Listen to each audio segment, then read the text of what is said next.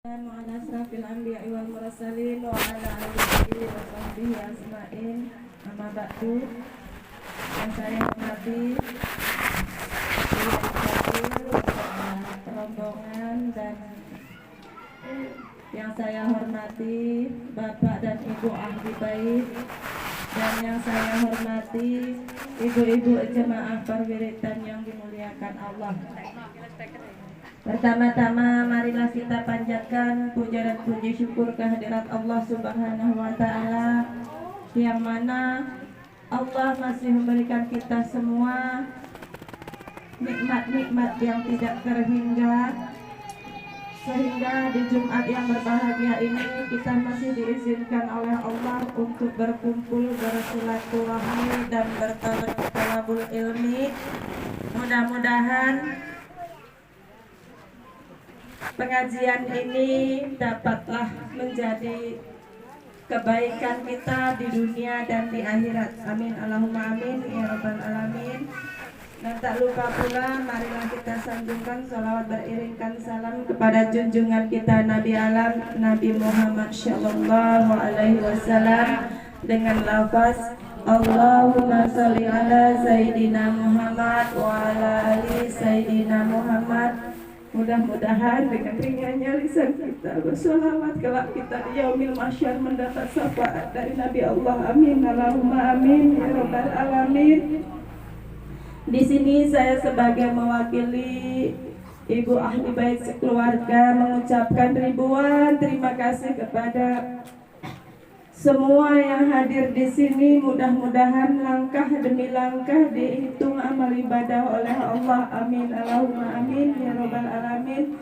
Mudah-mudahan senantiasa perkumpulan kita ini senantiasa mendapatkan ridho dari Allah Subhanahu wa Ta'ala. Amin. Di sini pengajian yang sekalian syukuran, yang alhamdulillah kami telah diberikan keselamatan oleh Allah berangkat ke rumah Allah dan pulang dengan selamat, walaupun dengan hiruk pikuknya yang kita dengarkan, tapi alhamdulillah kami dilancarkan di dalam beribadah maupun di dalam perjalanan. Allah melindungi dan melancarkan ibadah kami, alhamdulillah. Jadi ribuan terima kasih juga doanya, doa Buya, doa sahabat-sahabat semua yang di kampung ini. Itulah yang membuat kami dimudahkan oleh Allah ibadah kami. Dan mudah-mudahan kita semua segera juga disampaikan ke sana lagi. Dan di sini ibu ahli bait mohon maaf yang sebesar-besarnya apabila di dalam menyediakan tempat maupun sedekah sunnahnya pastilah banyak kekurangan, karena kesempurnaan hanya milik Allah. Jadi ibu ahli bait mohon maaf yang sebesar-besarnya. Dan karena hari sudah beranjak sore, waktu dan tempat saya serahkan kepada Abuya Israfil. Mudah-mudahan apa yang akan diberikan kepada Abuya Israfil dapat bermanfaat untuk kita semua di dunia dan di akhirat. Amin Allahumma amin ya rabbal alamin. Saya akhiri wabillahi taufiq wal hidayah. Assalamualaikum warahmatullahi ta'ala wabarakatuh. Waalaikumsalam warahmatullahi wabarakatuh.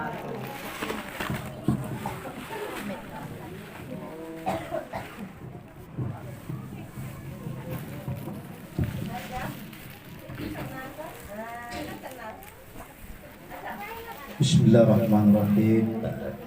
Assalamualaikum warahmatullahi wabarakatuh. Waalaikumsalam warahmatullahi wabarakatuh.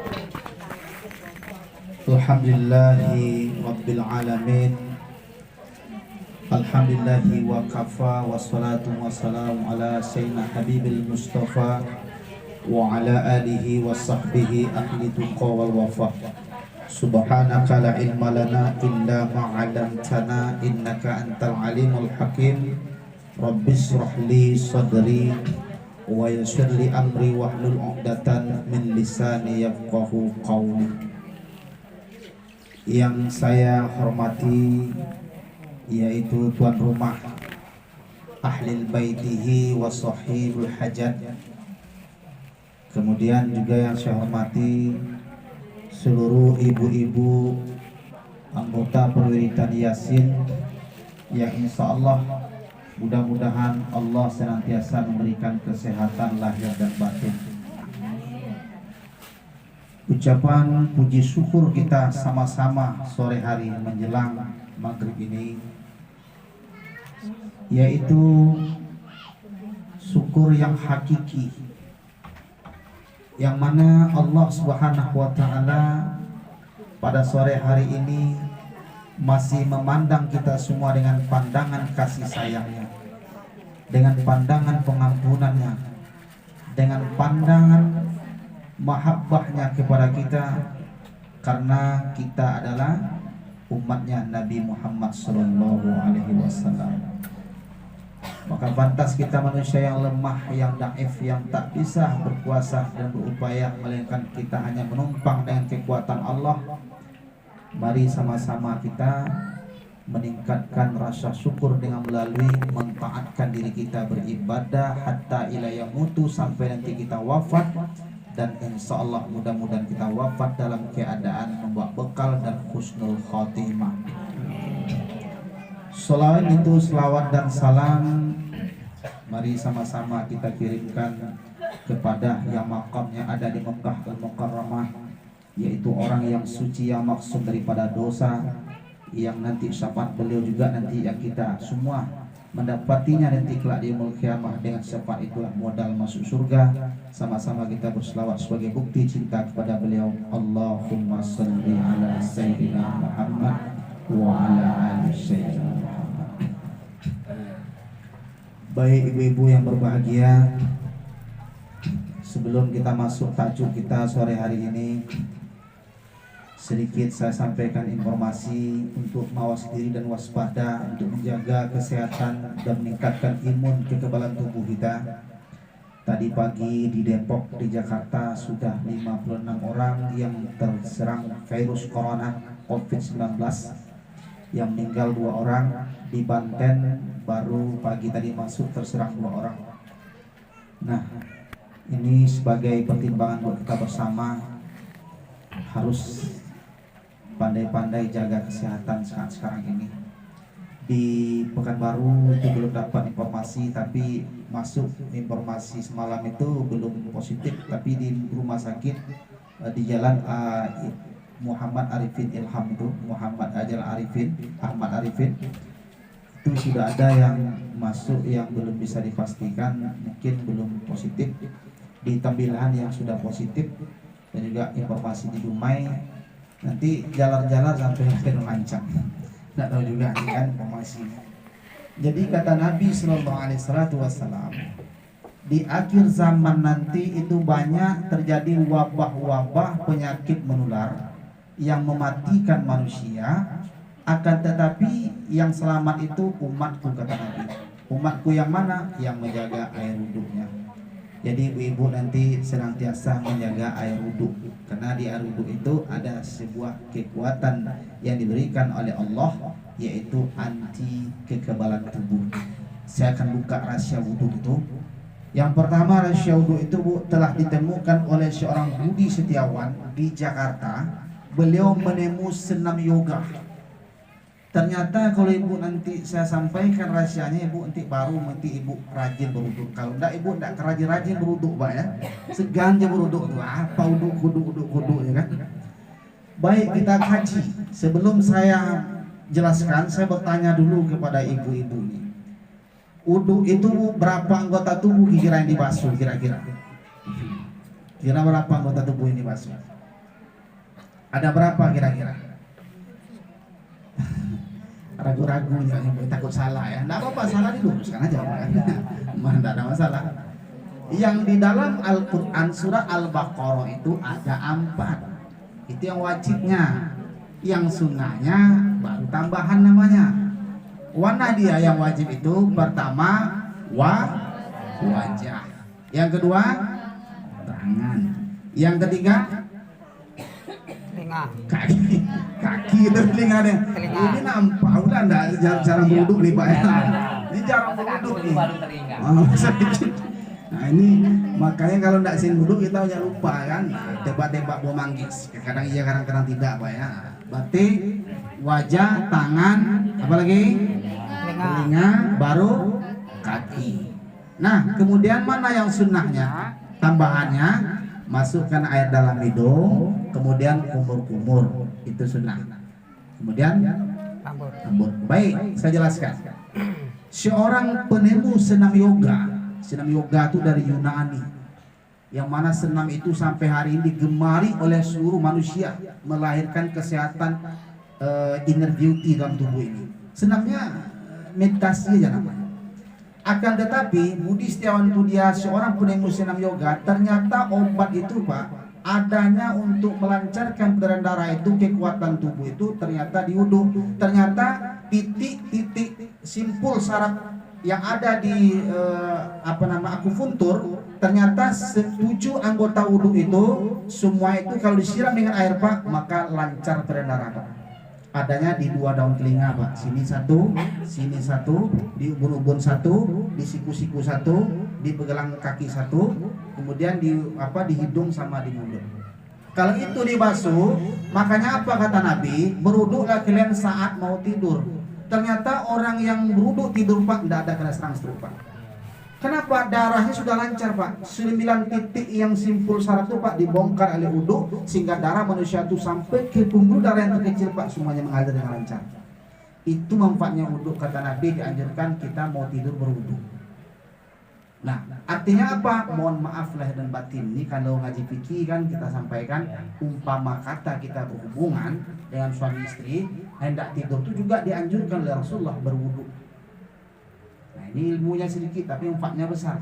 Maka sering-seringlah berwudhu supaya darah itu lancar, imun kita kuat. Makanya kata Nabi di akhir zaman nanti banyak terserang penyakit menular, banyak yang mati mendadak, banyak yang kena terjangkit, apalagi ini virus corona ini kan.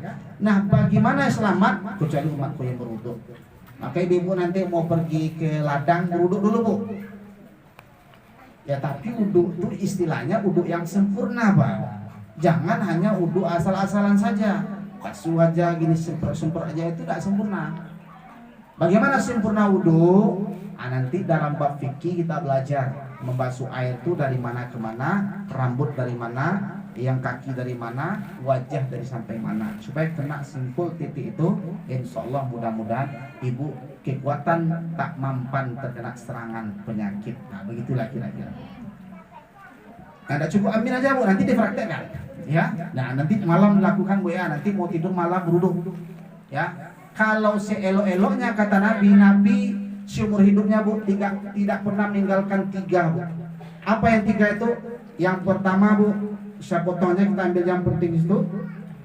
Pertama puasa Yaumul Bid itu dalam 1 bulan 3 hari. Itu tidak pernah Nabi tinggalkan sampai beliau wafat. Ibu semalam rojak puasa Yaumul Bid enggak? Ada yang puasa, ada yang tidak. Iya Pak kan? Nah, terkadang mungkin bukan nak mau puasa Pak, jadwalnya enggak tahu. Ini jadwal ini banyaknya kan kadang-kadang nengok bulan Hijriah. Besok disimpan Yaumul Bidnya tanggal 8. Tanggal 8 itu hari pertama, minggu pertama. Nah, tanggal 8, 9, 10. Nah, di Syakban nanti. Di Rajab kemarin tanggal 7, 8, 9. Baik, jadi Ibu yang terakhir yang kedua, Nabi itu tidak pernah meninggalkan sholat witir sampai meninggal dunia. Itulah makanya sebaik-baik sholat sunat itu sholat witir, artinya sholat yang diakhiri sebelum kita tidur, 2 rakaat sebelum tidur. Nah, jadi wudhu tidak putus, witirnya ada. Insya Allah ibu bangun tidur tidak akan sempoyongan, bangun tidur tidak akan badan berat, bangun tidur tidak akan loyo, tidak akan letoy. Kenapa? Karena malam tadi darah itu telah mengalir dengan lancar. Kenapa ada orang meninggal dalam keadaan tidurnya? Kenapa ada orang kena serang stroke, mulutnya miring Bu bangun tidur? Kenapa bangun tidur tuh orang langsung jatuh tempat tidurnya? Nah, medis mendeteksi, dibikinlah ilmu kedokteran, bangun tidur tuh kaki harus digoyang-goyangkan dulu. Kenapa? Untuk melancarkan peredaran darah. Padahal di dalam sunnah Nabi telah diajarkan, inilah orang kita muslim yang sedikit mengetahuinya. Nah, inilah keteledoran kita, kuncinya tak mau belajar, Pak. Itu kuncinya. Jadi dengan pengajian-pengajian seperti ini kita sampaikan, ambil yang penting, yang manfaat itu diamalkan untuk kehidupan kita sehari-hari, nama diaplikasikan. Insya Allah ibu-ibu di Popal nanti sehat badan, panjang umur, terhindar dari penyakit. Telan, amin ya rabbal alamin. Baik ibu-ibu yang berbahagia rahmati Allah, sebentar lagi kita akan berjumpa dengan bulan Sa'ban. Jadi Sa'ban ini bulan yang banyaknya Nabi berpuasa. Nanti atur Bu ya, Sa'ban ini berpuasa 3 hari pertama, 3 hari pertengahan, dan 3 hari terakhir. Ambil langsung nanti puasa Senin Kamisnya. Jadi terhimpun sama-sama seluruhnya di situ.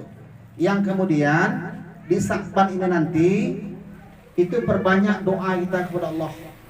Karena kalau Rajab semalam tuh roh artinya rahmat, jin juduhullah artinya kemurahan, bah artinya birullah kebaikan, terbukanya pintu rahmat, terbukanya pintu kemurahan, terbukanya pintu kebaikan. Itu di Rajab telah berlalu nanti, karena minggu Kamis depan Pak udah masuk Sa'ban.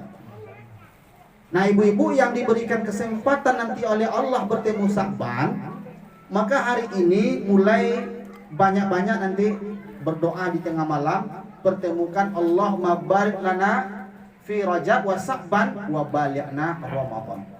Minta sampai umur kita nanti di Sa'ban dan bertemu di Ramadan. Nah kemudian bagaimana langkah-langkah kita, kiat-kiat kita untuk menghadapi, maka supaya nanti puasa ibu sempurna di Ramadan, maka disenantiasakan, dibiasakan, dilatih di Sa'ban berpuasa. Nanti di Ramadan tubuh itu tidak terkejut ya ketika berpuasa, karena sudah dilatih di Sa'ban ini. Nah artinya apa? Mulai nanti puasa sunat itu sudah ibu mulai pakai, sudah ibu laksanakan. Oh kami kerja nih Bu ya, tidak bisa nih puasa. Baik, atur hari yang agak longgar. Kan ada 3 hari itu. Hari pertama 3, pertengahan 3, terakhir 3. Tidak juga bisa nih Bu ya, berat kerja kami. Yang kedua kami memang di ladang tuh panas, susah kami.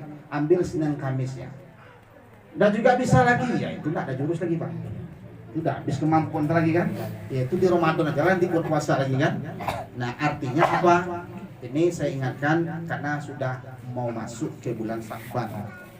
Nah semoga nanti di bulan Ramadan ibu-ibu semuanya, kalau ambil di bulan Sa'ban ibu berpuasa, ambil bulan Sa'ban nanti ibu itikaf, ambil bulan Sa'ban nanti ibu sholat malam, yakin saya 1000% di Ramadan nanti ibu pasti tubuhnya kuat untuk tarawih, tubuhnya kuat untuk Ramadan, dan tubuhnya kuat untuk menjalankan ibadah-ibadah puasa itu nanti. Itu Pak, kuncinya seperti itu. Nah artinya apa? Yang sakit mah, yang punya penyakit gula. Ada dulu orang kena penyakit gula stadium 4. Datang ke dokter Zidul, beliau bertanya, wahai dokter, itu pakar herbal Islam Indonesia beliau itu. Kenapa beliau itu menganjurkan salah satu rumus untuk menghilangkan penyakit maupun gula, maupun jantung, maupun kolesterol, apapun bentuk penyakitnya, beliau menganjurkan puasa. Bukan beliau, tapi yang sakit itu dia mengamalkan puasa Nabi Daud Pak. Bagaimana puasa Nabi Daud? 1 hari puasa, 1 hari enggak. 1 hari puasa, 1 hari enggak. Enggak sampai Bu 3 bulan Bu sehat normal total, dia punya penyakit gula. Luar biasa sekali. Nah, ternyata bagaimana? Baik, nanti kalau saya sampaikan Bu, ibu jangan terkejut, ibu jangan takut, dan ibu jangan untuk berubah pikiran. Nah, kenapa? Karena kita bagi-bagi tip ya, bagi-bagi tip ini supaya nanti kita sehat JSR, sehat jurus Rasulullah. Nah, gitu dah, sehat jurus Rasulullah. Kenapa saya buka ini? Sekarang ini banyak penyakit Pak. Macam-macam penyakitnya. Nauzubillah min zalik Pak, bahaya. Ternyata nasi yang kita makan itu namanya zat tepung. Menjadi apa itu Bu? Menjadi lemak. Tambah lagi gula, itu Pak nomor 1 untuk pemicu kanker. Nasi sudah tepung Pak, gula sudah tepung juga, itu ada kadar lemak di situ. Tambah lagi minyak yang mengikatnya di sana. Nah artinya apa? Sudah bertemu 3 ini Pak, maka disitulah dinamakan lemak darah jahat, namanya kolesterol.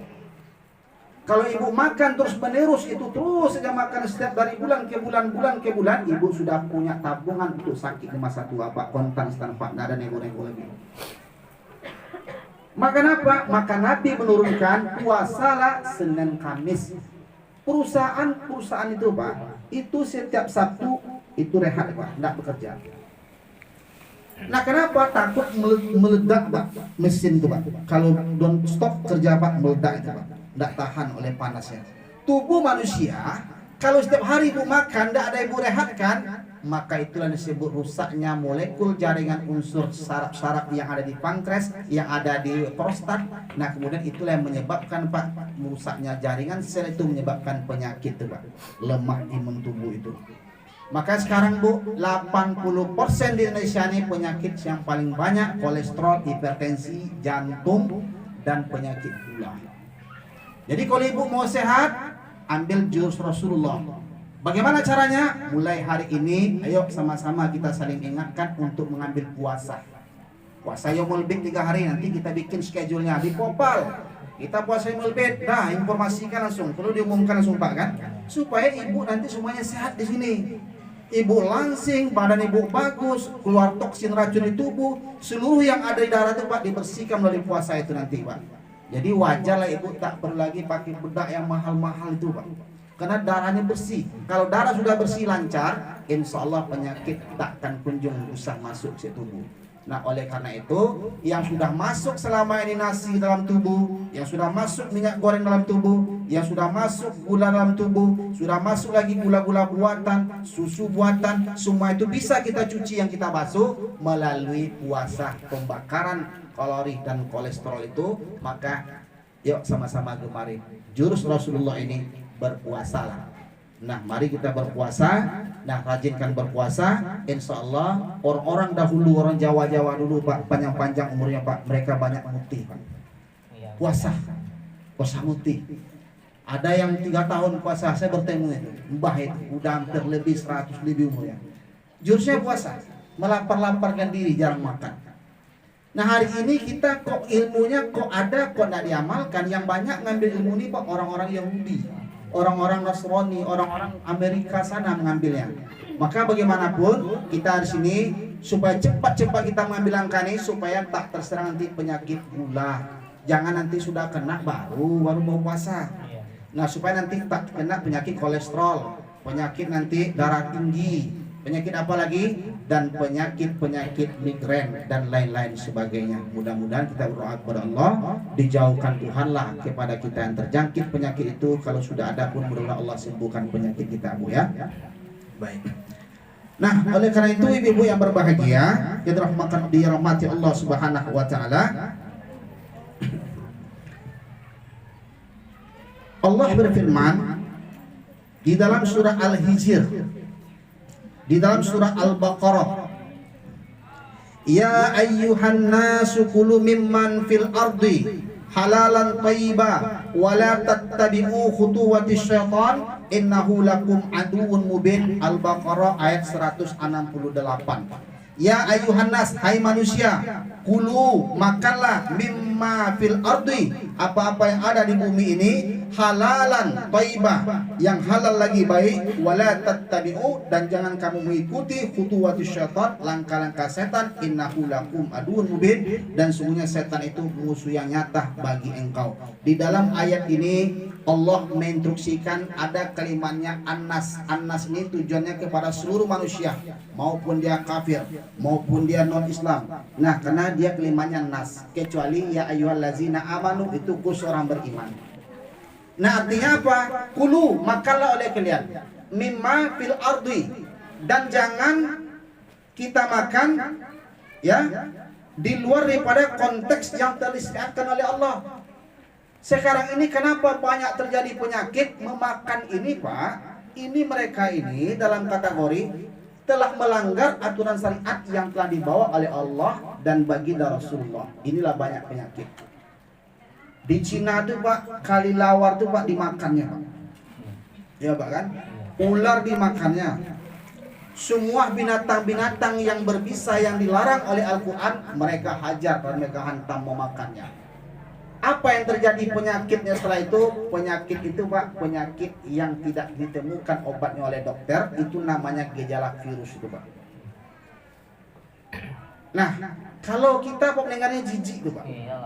Apalagi makan anak tikus tuh Pak. Yang kecil yang merah tuh Pak.